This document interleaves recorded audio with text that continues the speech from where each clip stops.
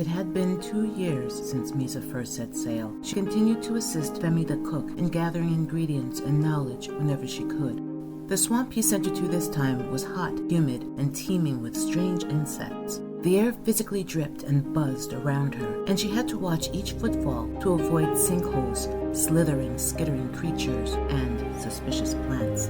At the base of a knotted, mossy tree, she found the plant whose tubers Femi had asked her to seek. She was accompanied by a new crewmate, a goblin named Wortnob. As they retrieved the last of the requested roots, they heard sounds of whimpering and snarling several yards away. Misa drew her cutlass and Wortnob knocked an arrow. As they approached, the whimpering quieted, and they realized what they thought was a snarl was a voice speaking. They sting, but I got to you before it had time to pull you in. You'll be fine, little one. About 20 feet away from their new position, a young orc man was applying an oily salve to the calf of what seemed to be a teenage dwarf girl. Her limb was swollen and bore a dark purplish welt. About 30 feet away from them was the remains of a large, barbed and fleshy plant. I slew my first blood barb in this swamp not long ago. Sad story. You want to hear? She nodded. Those not of the Basharak's clan fear me like you did, but I don't hurt people who don't hurt me and mine. But my father is chief of my clan. Kill, take, move, camp, that is his way. I say, build, farm, trade. He said, when you are chief, Huragor, you will be chief. We were different, but we were kin. I listened to the wild. I learned what animals to eat, how to track them, what plants to eat, what plants to use to heal. I healed our raiders and helped keep the clan strong. When we came to this swamp, things changed. The first village raid went very bad. All night I healed, cleaned, sewed, wrapped, cut, flesh. Father and mother made me heal everyone else first. I did not have enough medicine to help them. Before dawn, an old, hunched woman pulled a cart through camp and limped up to me. I have strong medicine that will save your parents, but your father will kill all your kin with war. She pulled 3 large, steaming pies from the cart. They eat, they will heal by noon. You eat, you will be chief. You can teach your clan to farm and trade. Save them from the suffering your father will bring. I smelled meat, gravy, crust. So good, I had to stop my hands from reaching for them. What to trade? Her face was shadow, even in the moon or near the fire. Follow each of your father's orders without question until you die or he does.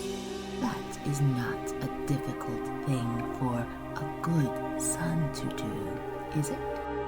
The fingers that held out the food were dark and looked like stretching claws, but I agreed for my kin. My parents ate their pies. I gave them my pie too. I did not need to be chief. At noon, they both rose and were even stronger than before the raid. The clan was strong for a while. My father began to change. His health got bad. His eyes got red and swollen. He would sleep during councils. I saw him wandering the camp at night. He would not tell me why. Once I woke up and he was in my tent, staring at me. He said my big muscles were wasted on my weak spirit, and I was going to ruin the clan with my weak talk and weak ways. He would stare at me across the dinner fire, angrily ripping meat from the flesh of the beasts I had tracked and slain, while sitting in a tent made of their hides, as if he was mad at me that I provided it all. He started calling me plant picker and pink skin, instead of the name he himself gave me. My mother stopped eating. She got skinny. She wanted more pies and kept asking where the old woman went. My father ordered me to hunt bigger, fiercer animals further from camp. Each time I took longer to return, and I was more hurt. Then one day, he smiled as he said he dreamed that this would be the final hunt. He told me to bring him one swamp eel. The swamp eels I had seen were not big, not strong. I opened my mouth to ask why. Then I remembered the old woman's words. I nodded and left. It was strange, but I could not find any eels for 2 weeks. Finally, one day, something took my hook, but it pulled me into the river. I fell into the mouth of a giant eel, big enough to swallow me. It wrapped around me, squeezed me, bit me, and tried to drown me. I cut, I punched, I bit back, trying to find air.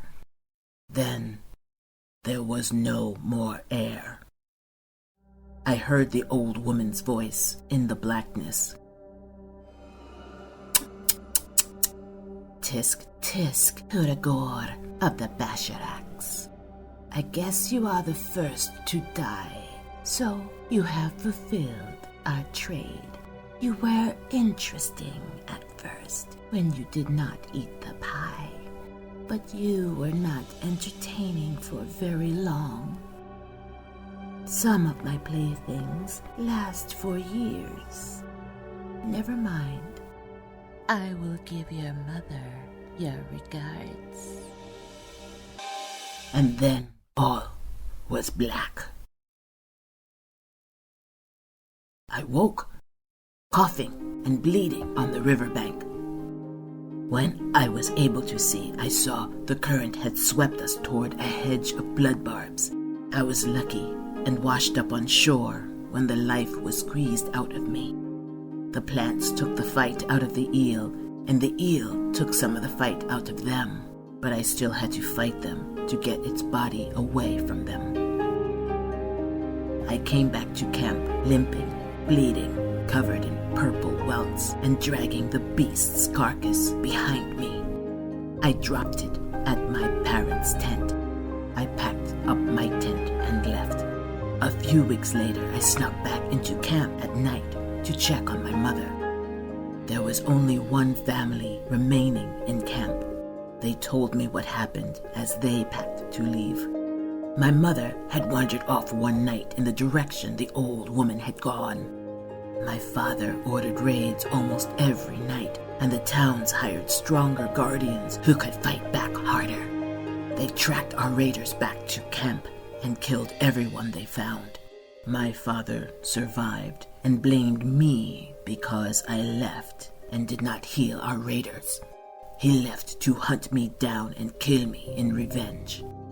Everyone who was not killed left. Only the chief's tent, now my tent, was left. A sad tale, yes. The girl nodded. Yes, but you don't feel those stings now. She looked at her leg as if she forgot her injury. It was shiny with greasy residue, but all that was left of the ugly welt was a mark slightly darker than her own skin tone. What happened to the traitor woman? I will pull her head off her shoulders with my bare hands. I hope you do. He confirmed that she knew enough to make it out of the swamp on her own, and they waved goodbye. Did you like the story? The audience of 2 came out of their hiding locations. I intend to cut her heart out before you can take her head. Huragor cocked his head at Misa. Sounds like a race. We're not the only ones, so we'll have to claim our portions in advance.